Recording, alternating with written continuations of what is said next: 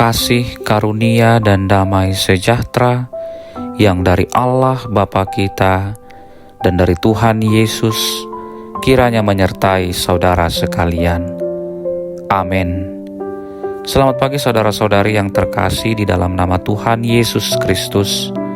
Firman Tuhan yang menyapa kita di pagi hari ini tertulis di dalam kitab 2 Raja-Raja pasal 2 ayat 9. Dan sesudah mereka sampai di seberang, berkatalah Elia kepada Elisa, "Mintalah apa yang hendak kulakukan kepadamu sebelum aku terangkat daripadamu." Jawab Elisa, "Biarlah kiranya aku mendapat 2 bagian dari rohmu."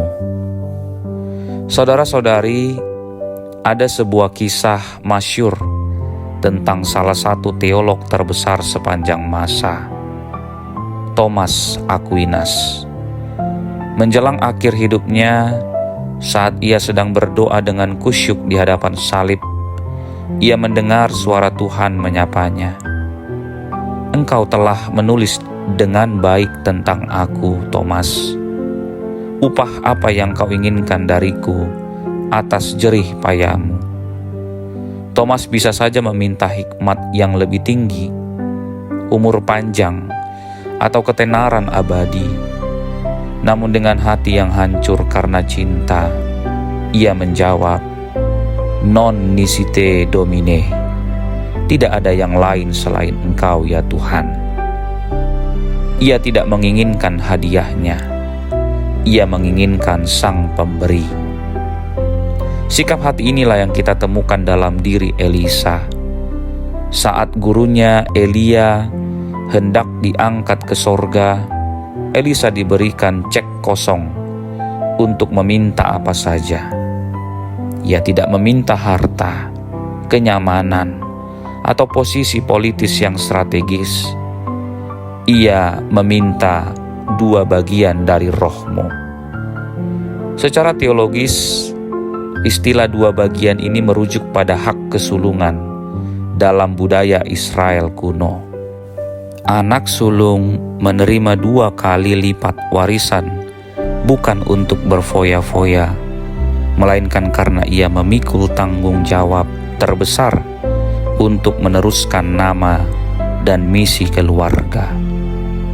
Jadi ketika Elisa meminta 2 bagian roh, ia tidak sedang bersikap serakah atau sombong, ingin menjadi 2 kali lebih hebat dari Elia.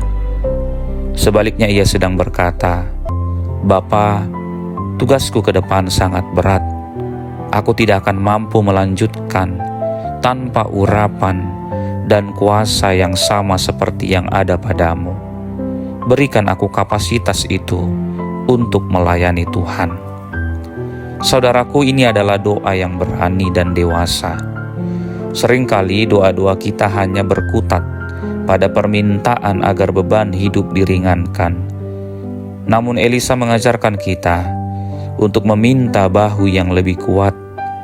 Ia sadar bahwa warisan terbaik bukanlah apa yang bisa dinikmati secara materi, melainkan kapasitas rohani untuk menyelesaikan panggilan Tuhan.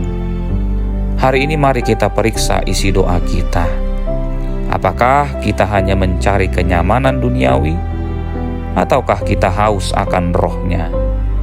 Tuhan tidak pernah menahan kebaikan bagi mereka yang meminta kekuatan untuk memuliakan namanya.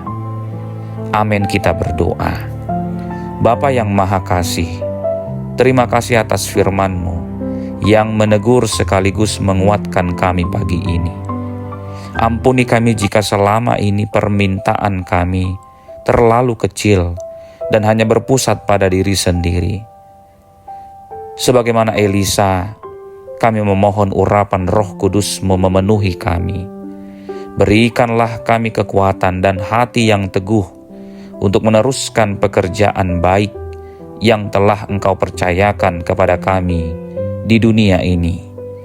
Bukan untuk kemegahan kami, melainkan semata-mata untuk kemuliaan nama-Mu.